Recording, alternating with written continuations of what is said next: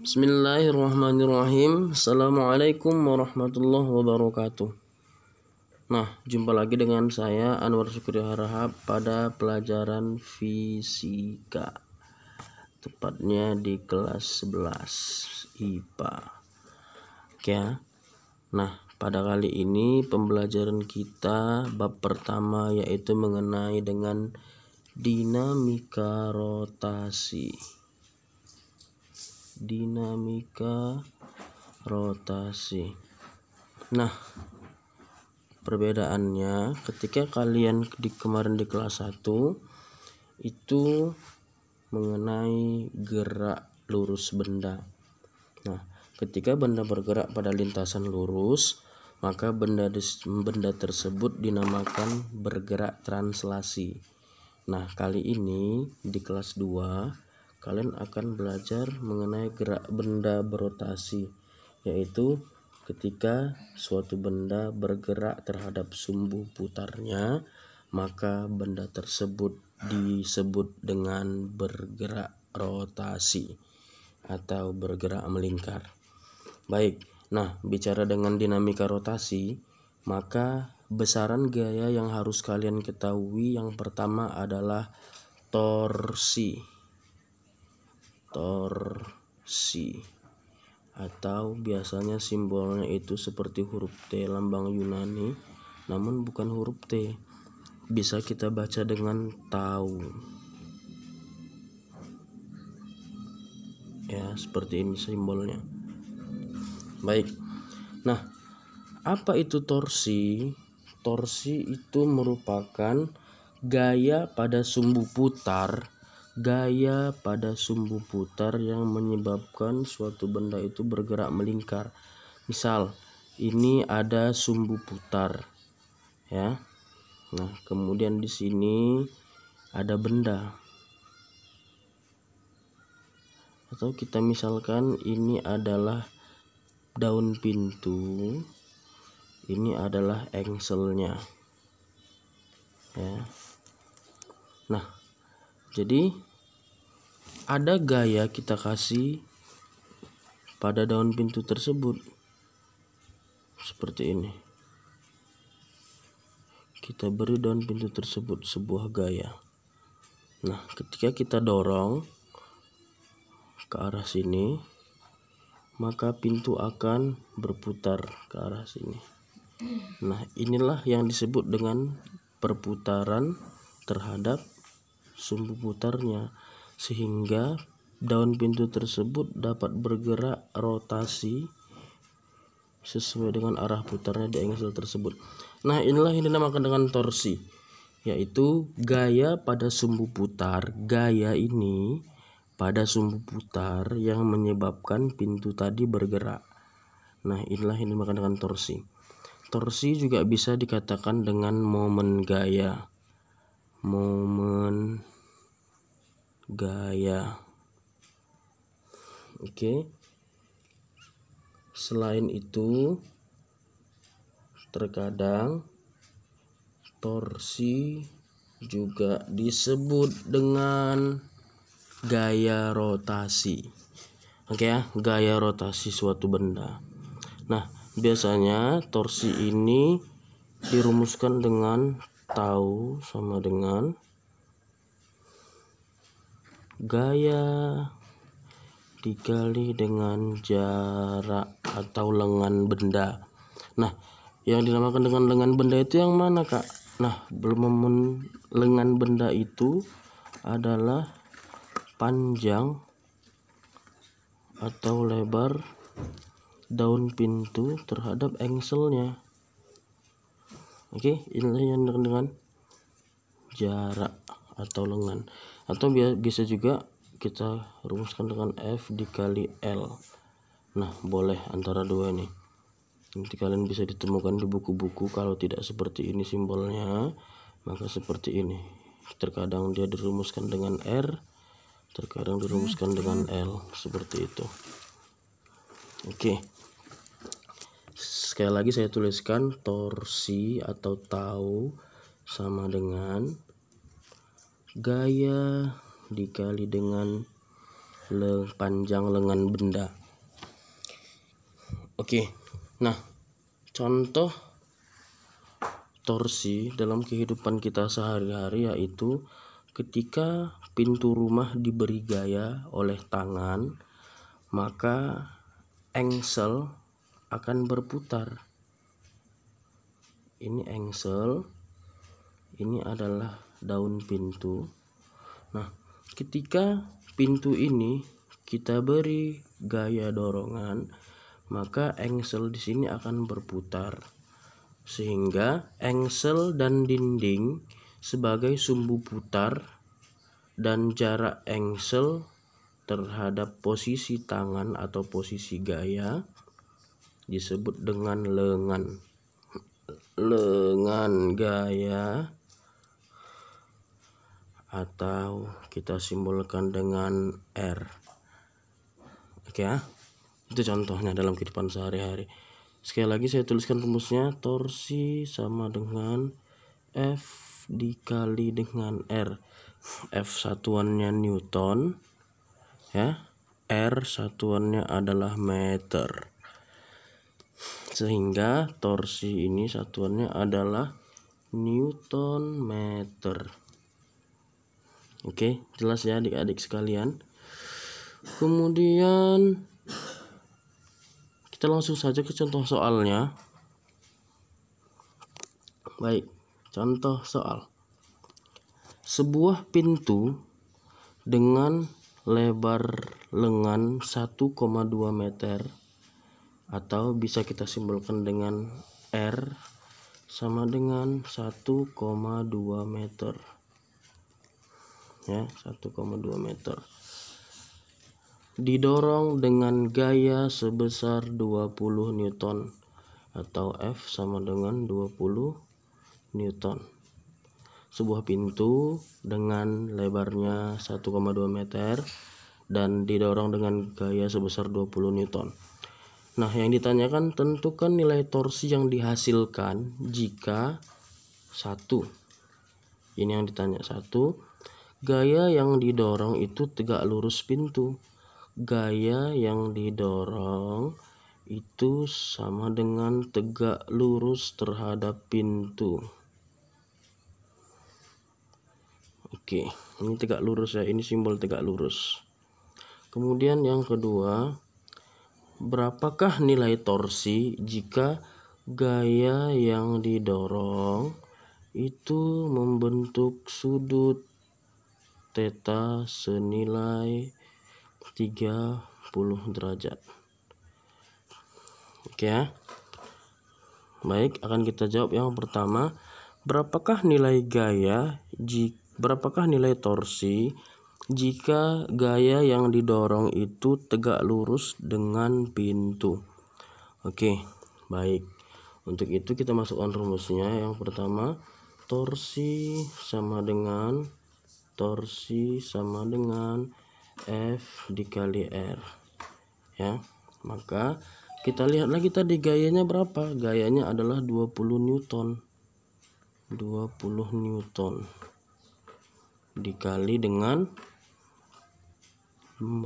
lebar pintu 1,2 meter, sehingga langsung kita kalikan saja 20 dikali 1,2, maka hasilnya adalah 24 Newton meter ya, 24 Newton meter. Nah, jadi nanti misal diketahui di soal satuan lengannya atau lebarnya itu masih sentimeter, itu adik-adik rubah dulu harus ke meter ya, sesuai dengan tangganya masing-masing, seperti itu. Oke, kemudian dapatlah jawabannya itu sebesar 24 Newton meter. Nah, untuk soal yang kedua, katanya berapakah nilai torsi jika gaya dorong tersebut membentuk sudut 30 derajat Celcius. 30 derajat Celcius. Baik, nah kalau ini gampang saja.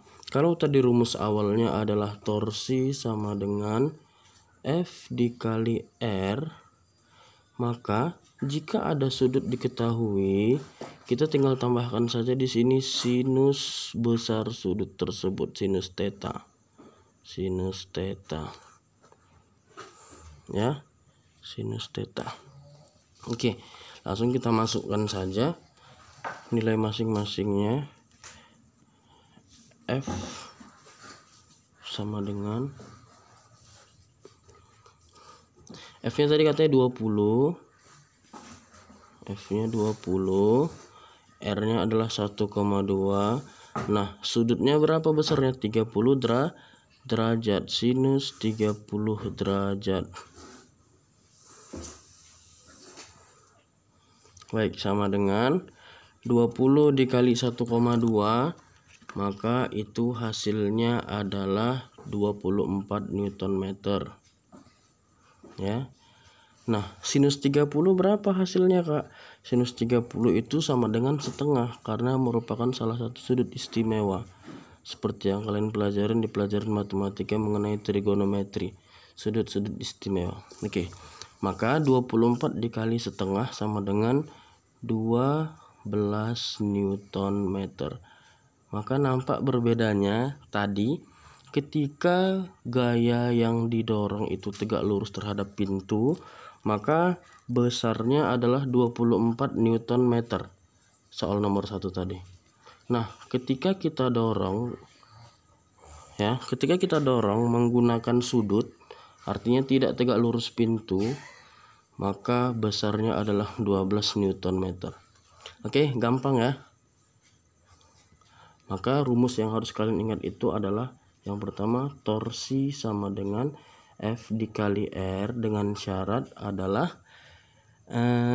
gayanya tegak lurus dengan sumbu putar.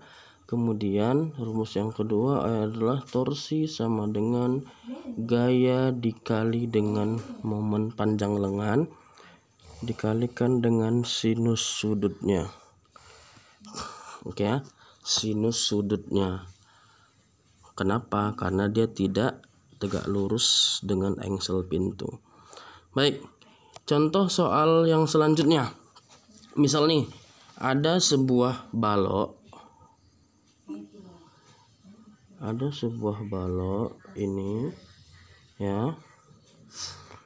Kemudian ada sumbu putarnya kita buat di titik P. Misal ini adalah sumbu putarnya. Ini sumbu putar, atau kita katakanlah ini engsel balok tersebut. Ya, kita nyatakan dengan P. Kemudian di sini ada 3 kerja gaya. Ada 3 gaya yang bekerja. Ini ada F1. Kemudian ada F2. Sini F2. Ini ada F3. Ini ke atas. Sebelumnya yang akan saya jelaskan bahwa ada aturan yang harus kita gunakan dalam torsi ini. Nah, jika perputaran torsi tersebut, perhatikan, jika perputaran torsi tersebut searah dengan jarum jam, searah jarum jam, perputarannya ke arah kanan, maka nilai torsi adalah positif. Baik, sekali lagi saya ulangi, jika arah putar benda atau gaya tersebut searah dengan jarum jam, maka nilai torsi adalah positif.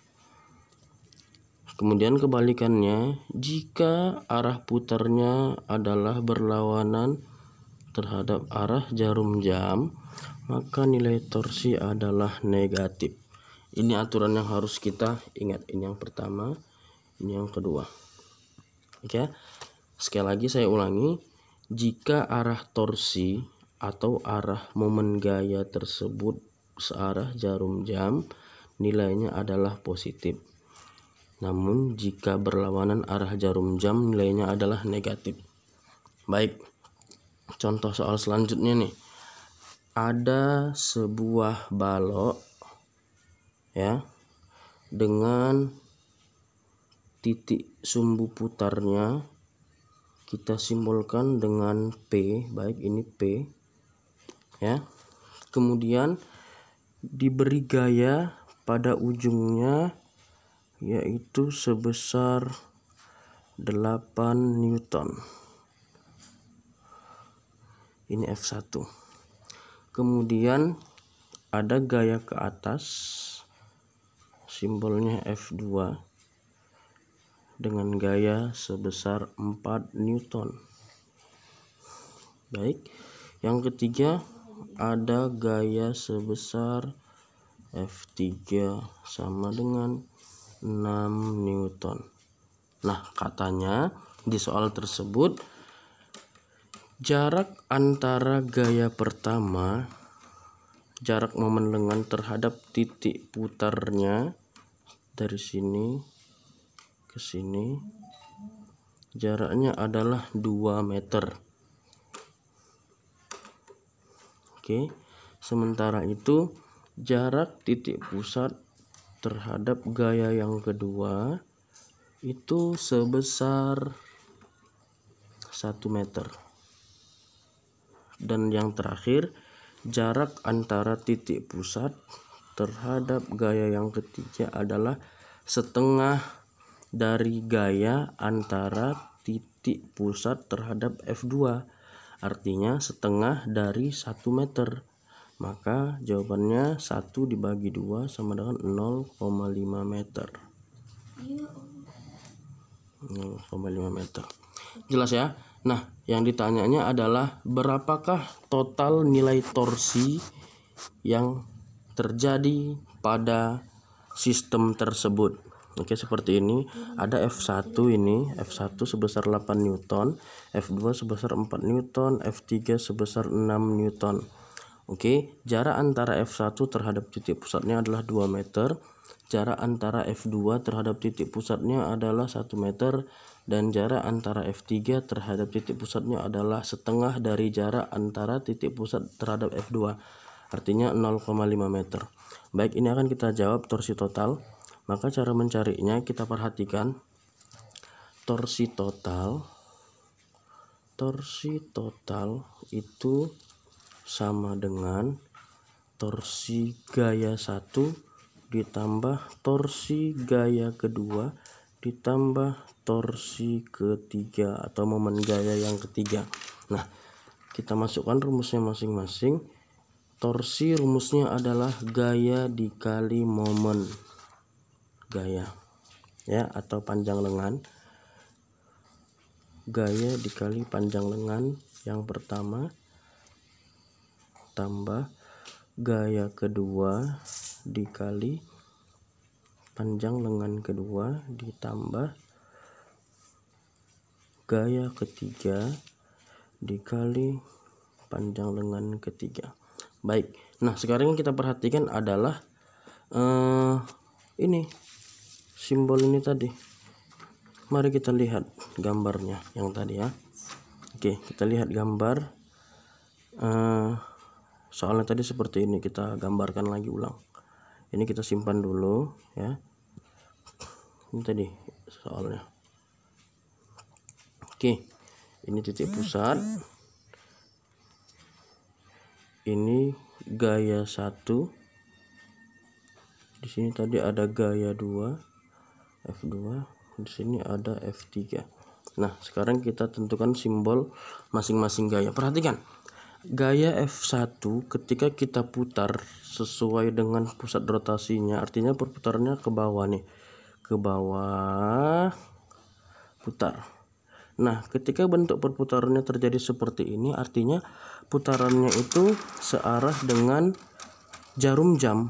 Betul ya? Maka nilai F1 haruslah positif. Oke, selanjutnya perhatikan gaya yang kedua terhadap pusat rotasi. Ini gaya kedua, ini pusat rotasi.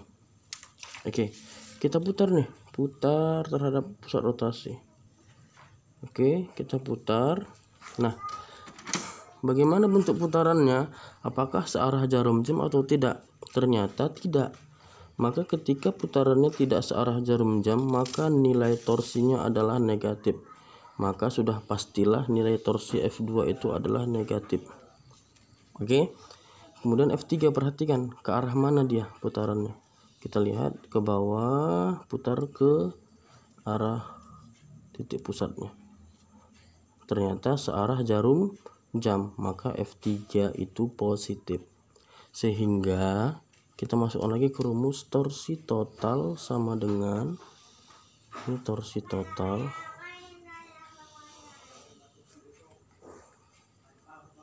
sama dengan torsi 1 tadi positif ya kan, dikurang torsi 2. Torsi 2 negatif karena dia berlawanan arah jarum jam, ditambah torsi 3. Torsi 3-nya adalah positif karena searah jarum jam. Baik. Kemudian kita masukkan nilainya satu-satu. Oke. Torsi total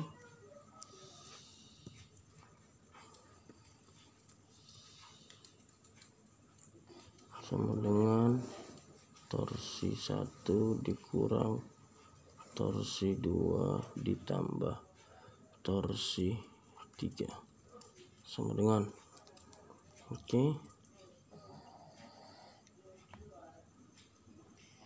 8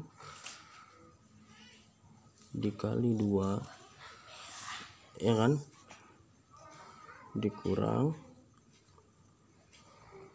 4 dikali 1 ditambah torsi yang ketiga. Torsi yang ketiga itu 6 dikali 0,5. Baik, sama dengan 8 kali 2 16, 4 kali 1 4 ditambah 6 dikali 0,5. Nah 0,5 ini itu sama dengan setengah ya, jadi 6 dikali setengah sama dengan 3 sama dengan 16 dikurang 4 sama dengan 12 ditambah 3 sama dengan 15. Maka total nilai torsi yang terjadi adalah 15 Newton meter. Nah, nilai ini dapat dari mana, Kak? Nilai ini sebagaimana diketahui tadi di awal soal, katanya bahwa F1 gaya pertama itu sebesar 8 dengan jarak 2 meter. Torsi yang kedua itu terjadi di gayanya 4 meter. Gayanya 4 Newton. Panjang lengannya 1 meter. Dan yang terakhir, torsi yang ketiga itu didapat dari gaya yang ketiga sebesar 6 meter dan momen lengannya sebesar 0,5 meter. Ya, seperti itu. Jadi dapat nilainya sebesar 15 Newton meter. Baik, adik-adik semua, mungkin ini saja pelajaran kita pada hari ini mengenai torsi atau momen gaya. Momen gaya. Sekali lagi saya ulangi ya sebagai ringkasan. Oke. Torsi merupakan gaya pada sumbu putar yang menyebabkan benda itu bergerak melingkar atau berputar. Oke, itu yang pertama. Yang kedua, syaratnya adalah jika gaya tersebut searah jarum jam seperti ini, maka nilai torsi selalu positif. Jika berlawanan arah jarum jam, maka nilai torsi negatif.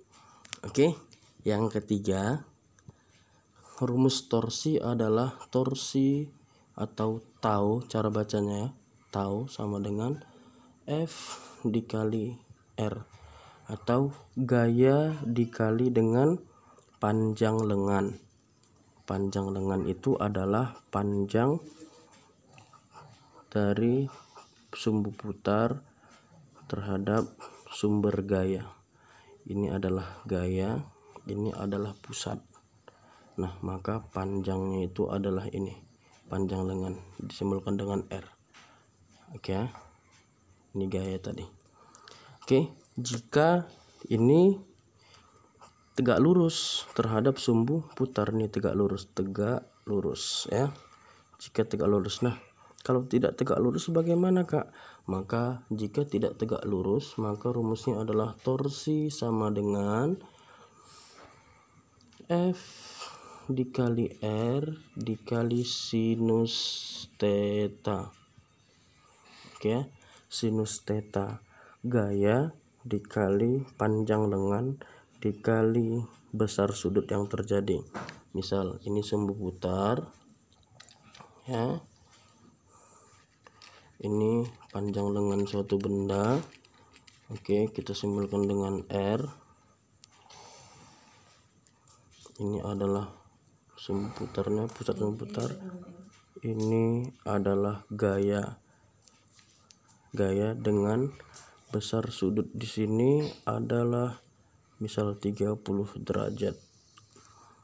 Maka rumusnya adalah torsi sama dengan F dikali R dikali sinus theta. Baik, saya pikir cukup sampai di sini pelajaran kita hari ini. Terima kasih atas waktu yang telah diberikan. Mari kita sama-sama berdoa untuk kepulihan bumi kita, agar kita tetap dan dapat belajar sebagaimana mestinya bertatap muka. Terima kasih adik-adik sekalian. Assalamualaikum warahmatullahi wabarakatuh.